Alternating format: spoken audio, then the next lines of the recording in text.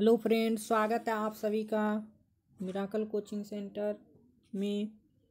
आपका अपना channel miracle coaching में आज हम आपको संस्कृत के पहले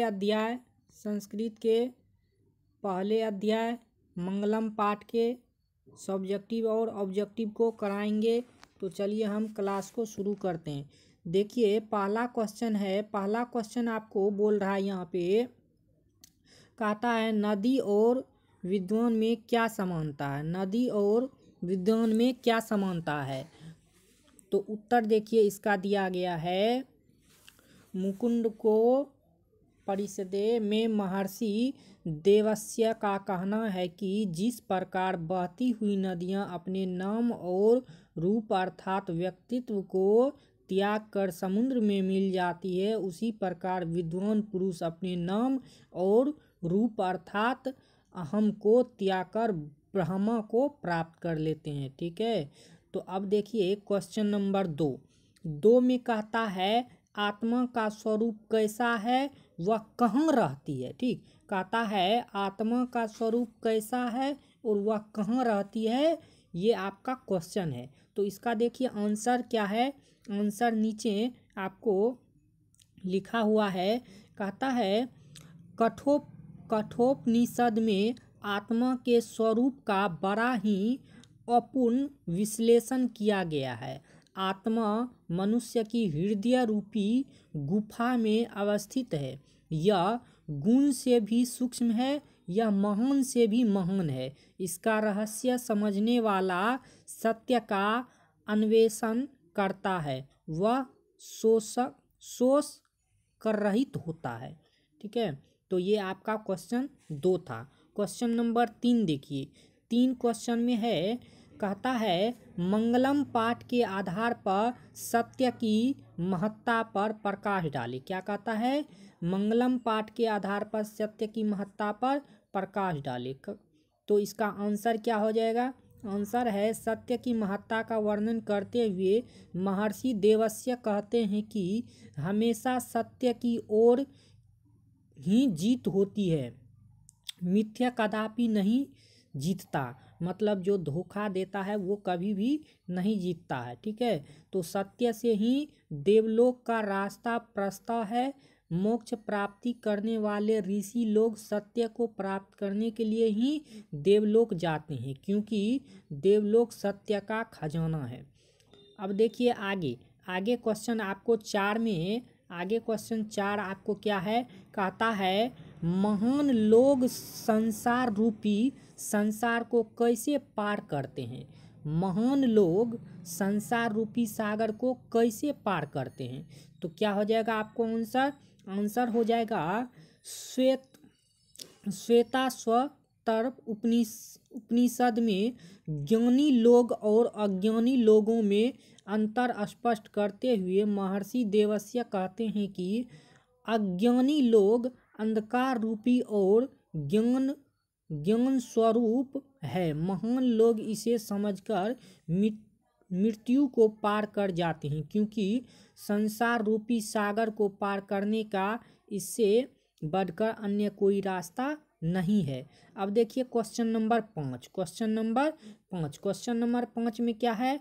5 में आपको सत्य का मुंह किस पात्र से ढका हुआ है। सत्य का मुंह किस पात्र से ढका हुआ है, तो आंसर हो जाएगा आपका सत्य का मुंह स्वर्ण में पात्र से ढका हुआ। सत्य का मुंह क्या चीज से ढका हुआ, स्वर्ण में पात्र से। तब देखिए क्वेश्चन नंबर 6 कहता है नदियाँ क्या छोड़कर समुद्र में मिलती है। नदियाँ क्या छोड़कर समुद्र में मिलती है।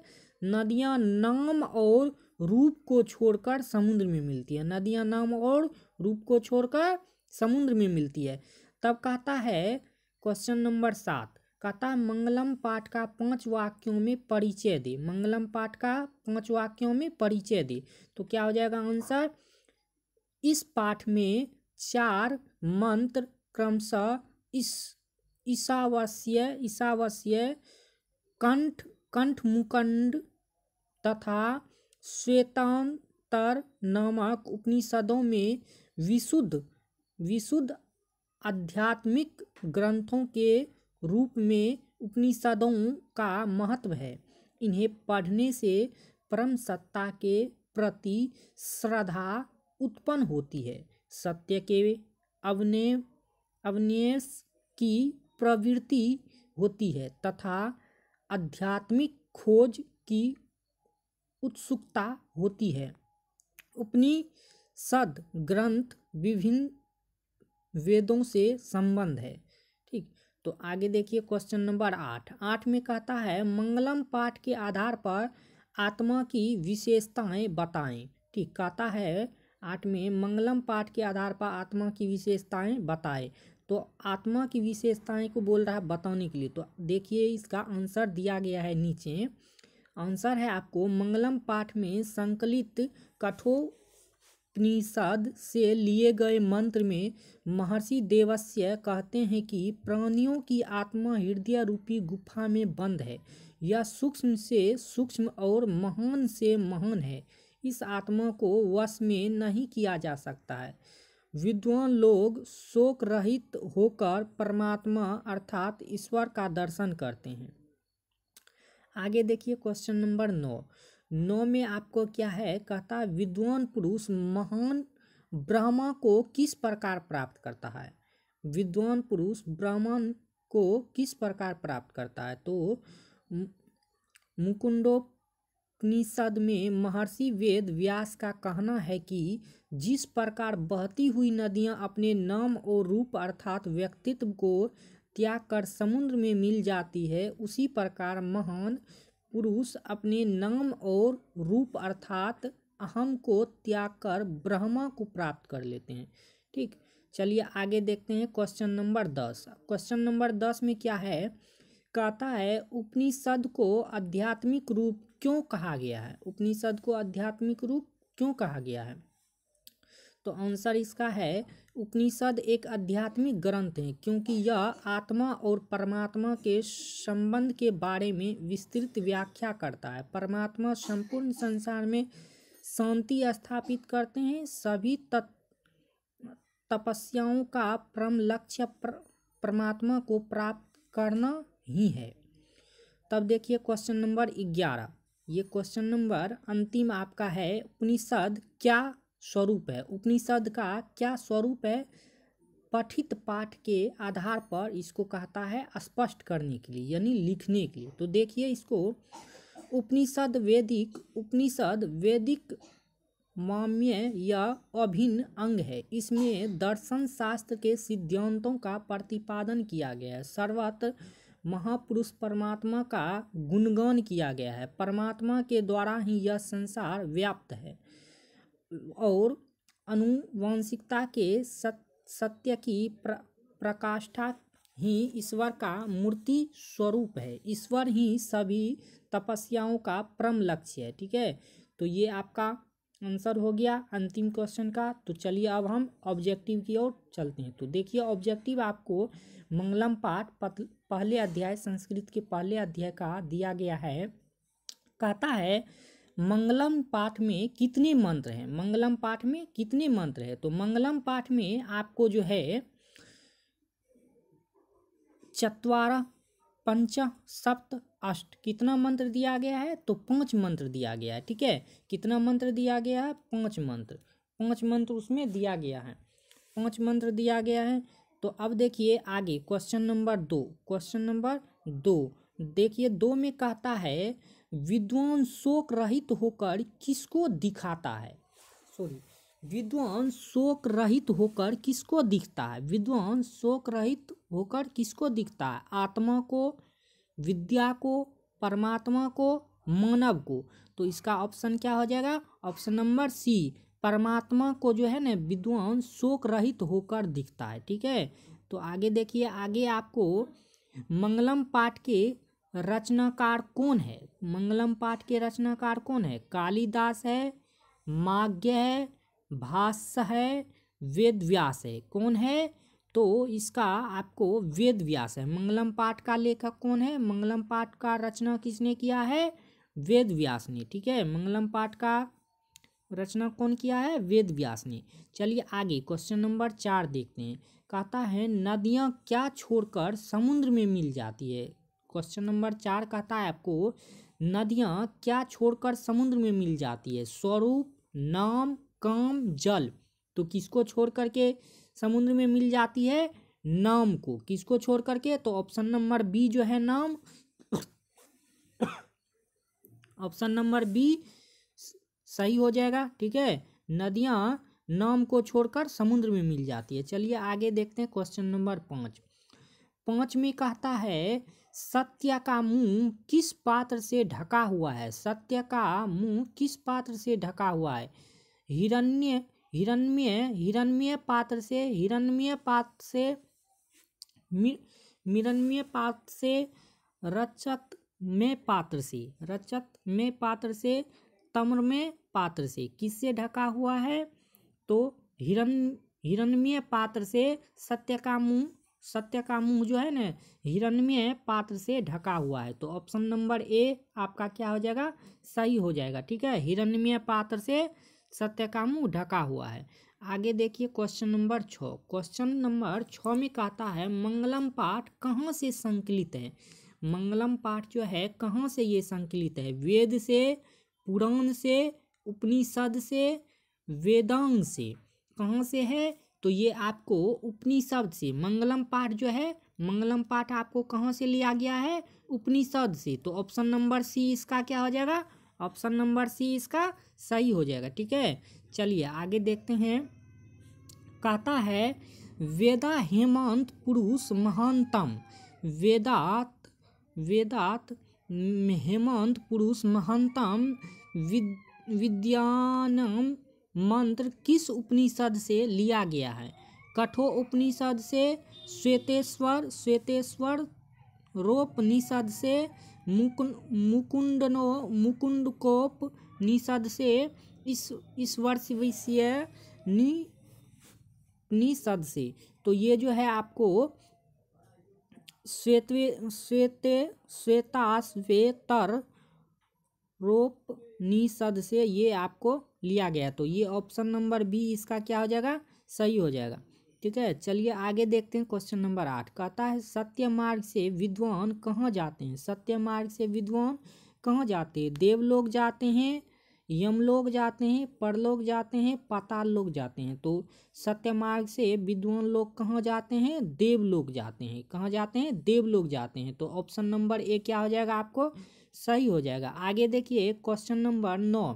कहता है उपनिषद किसका सिद्धांत प्रकट करता है। उपनिषद किसका सिद्धांत प्रकट करता है। पुराण का, दर्शन का, ईश्वर का, आत्मा का। तो किसका करता है? दर्शन का करता है। तो ऑप्शन नंबर बी क्या हो जाएगा? दर्शन। उपनिषद किसका सिद्धांत प्रकट करता है? दर्शन का। तो ऑप्शन नंबर बी क्या हो जाएगा? सही हो जाएगा। आगे देखिए क्वेश्चन नंबर 10 में कहता है सत्य धर्म के लिए किसको हटा दें। सत्य धर्म के लिए किसको हटा दें? आवरण को, असत्य को, सत्य को, हिरण्य पात्र को। तो किसको हटा देना चाहिए? हिरण्य पात्र को। तो ऑप्शन नंबर डी क्या हो जाएगा? सही हो जाएगा। सत्य धर्म के लिए किसको हटा दें? हिरण्य पात्र को। ठीक है, तो ऑप्शन नंबर डी क्या हो जाएगा? आपका सही हो जाएगा। आगे देखिए क्वेश्चन नंबर 11। कहता है उपनिषद के रचनाकार कौन है। उपनिषद के रचनाकार कौन है?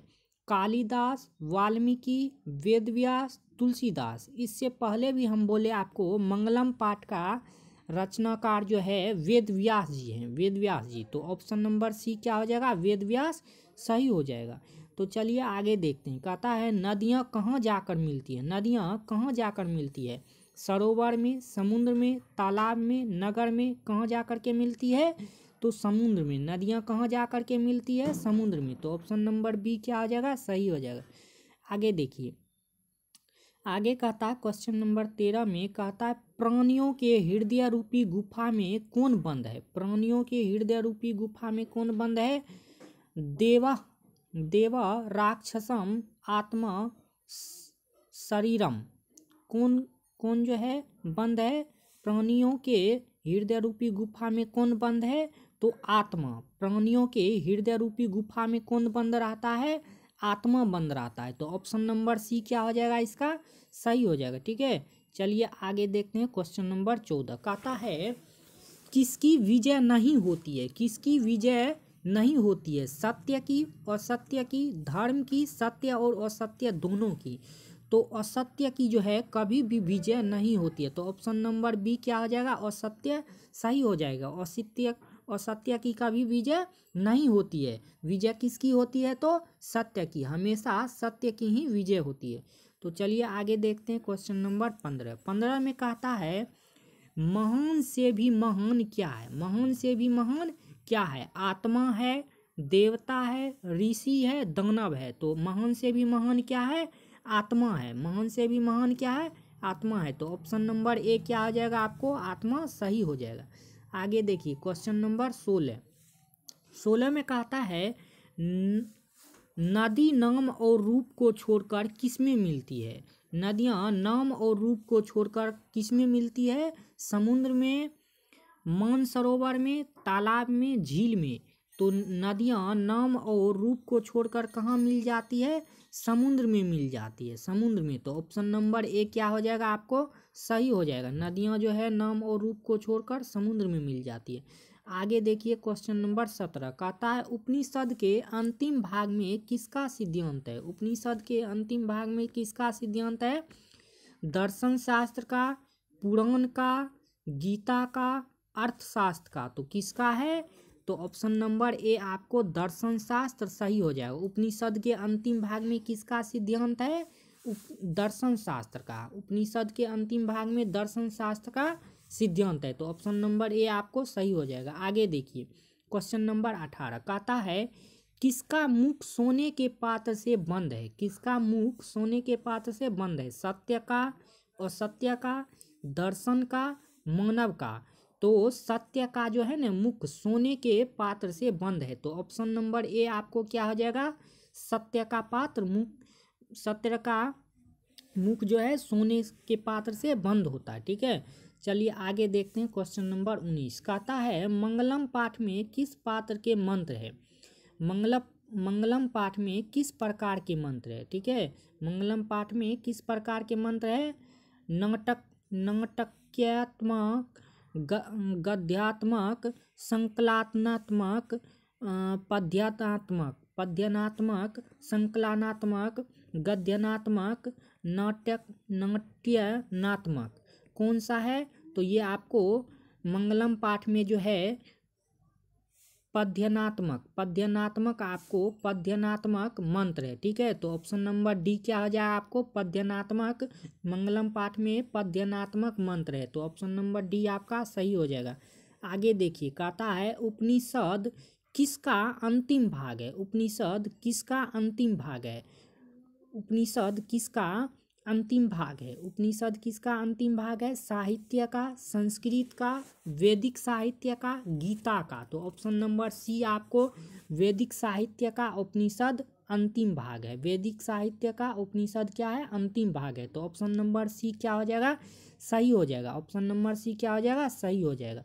चलिए आगे देखते हैं। क्वेश्चन नंबर 21 कहता है श्वेताश्रोनिषद में श्वेताश्रोनिषद में किसके बारे में कहा गया है, परमात्मा के बारे में, आत्मा के बारे में, विद्वान के बारे में, नदियाँ के बारे में। किसके बारे में कहा गया है, परमात्मा के बारे में। ठीक है, श्वेताश्रोनिषद में किसके बारे में कहा गया है, परमात्मा के बारे में। तो ऑप्शन नंबर ए क्या हो जाएगा आपको, सही हो जाएगा। ठीक है, चलिए उसके बाद आगे, ये क्वेश्चन तो कट गया है। आगे देखिए क्वेश्चन नंबर 23 कहता है किनकी महिमा का गायन हुआ है, किनकी महिमा का गायन हुआ है, विद्वान के, आत्मा का, परमात्मा का, समुद्र का। तो किसका गायन हुआ है, परमात्मा का। किसकी महिमा का गायन हुआ है, परमात्मा का। तो ऑप्शन नंबर सी क्या हो जाएगा आपका, सही हो जाएगा। आगे देखिए क्वेश्चन नंबर 24 कहता है आदित्य का पर्यायवाची क्या है। आदित्य का पर्यायवाची शब्द क्या होता है, आदित्य का पर्यायवाची शब्द क्या होता है, चंद्र होता है, सरोवर होता है, सूर्य होता है, ईश्वर होता है। तो ऑप्शन नंबर सी क्या हो जाएगा, सही हो जाएगा। ठीक है, आदित्य को सूर्य भी कहा जाता है। ठीक है, आदित्य को क्या कहा जाता है? सूर्य भी कहा जाता है। तो आदित्य का पर्यायवाची शब्द सूर्य हो जाएगा। ऑप्शन नंबर सी क्या हो जाएगा? सही हो जाएगा। आगे देखिए, कहता है कठोपनिषद में किसके बारे में कहा गया है? कठोपनिषद में किसके बारे में कहा गया है? परमात्मा के बारे में, मोक्ष के बारे में, माया मोह के बारे में, धन के बारे में। तो मोक्ष के बारे में। कठोपनिषद में किसके बारे में कहा गया है? मोह के बारे में क्या कहा गया है? तो ऑप्शन नंबर बी क्या हो जाएगा आपको? मोक्ष सही हो जाएगा। ठीक है, तो आज हम मंगलम पाठ के सब्जेक्टिव और ऑब्जेक्टिव को देख लिए हैं। ठीक, इसी तरह से हम प्रत्येक पाठ के सब्जेक्टिव और ऑब्जेक्टिव को पार्ट बाय पार्ट करा देंगे। ठीक है, तो वीडियो को अपने अपने दोस्तों के साथ शेयर कीजिए। यदि अच्छा लगा हो तो लाइक करना मत भूलिएगा और कमेंट में ज़रूर बोलिएगा। ठीक है, आज के लिए इतना ही। Thank you.